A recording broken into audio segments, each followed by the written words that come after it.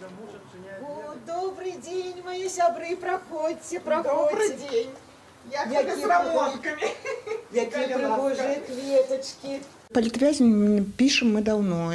Як толькі яны заявіліся, гэта было тады яшчэ год назад, у чэрвені, 24 палітвязні, і адтуль пачалася эта ідэя пісаць і дасылаць ім нашу падтрымку. І потым мы змянілі такі ракурс і пачалі пісаць не толькі іх, а яны пачалі дабаўляцца і масава з'яўляцца, і тады мы ўзялі такое для сябе, каб віншаваць, каб ахапіць кожнага, віншаваць з днём народзіну кожнага. Па месяцам мы ўзялі. І это мы пачалі рабіць са снежня. І так мы пішам ужо кожны месяц і віншуем, потым мы запісваем відэо, мы ставім паўсюль, распаўсюджваем яго. Мы пішам вельмі шмат лістоў, і па 40 лістоў у месяц, і па 60 зараз.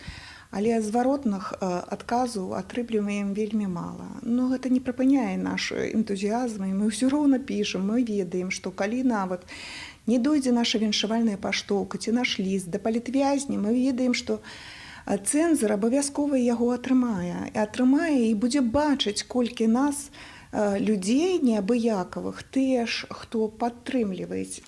Такими всякими вот штучками я ложила им, чтобы вот приклеивать и украшали себе немножко камеру так, как немножко повеселее было в камере. 1 апреля я открываю почтовый ящик и получаю письмо от Сергея Тихановского. Письмо, то есть не письмо, а открытку. Я получаю эту открытку. Я вначале, честно говоря, 1 апреля, не могу поверить в это. Вот была вот такая открытка и маленькая вот такая ленточка, значит, белая ленточка, да, вот я не знаю, как ее пропустили. Вот здесь он пишет: «Здравствуйте, Татьяна, поздравляю вас с 8 марта, желаю любви, терпения, сил и победы. Выбрал вам эту открытку, и чтобы она напоминала вам родину. Привет всем белорусам Бельгии. Обнимаю, верю и надеюсь на перемены и победы».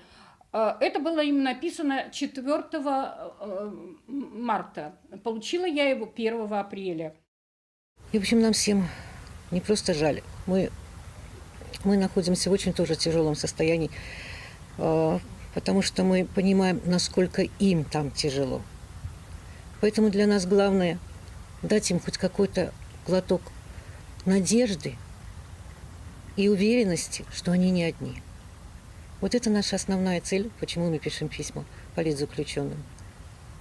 Вот сейчас я пишу небольшое письмецо Оле Токарчук, которая вселяла в нас оптимизм и надежду.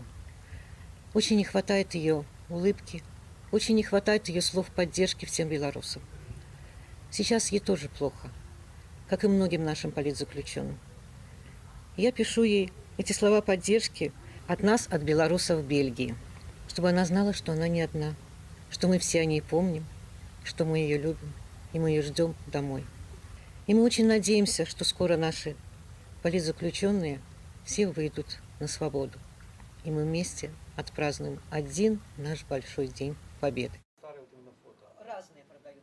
На днях арестовали моего друга, моего соратника Василия Павловича Полякова. У меня просто нет даже слов и переполняют эмоции, что этот человек сейчас в тюрьме и что ему такое предъявляют обвинение в терроризме. Такого не может быть. Поэтому свободу Василию Павловичу.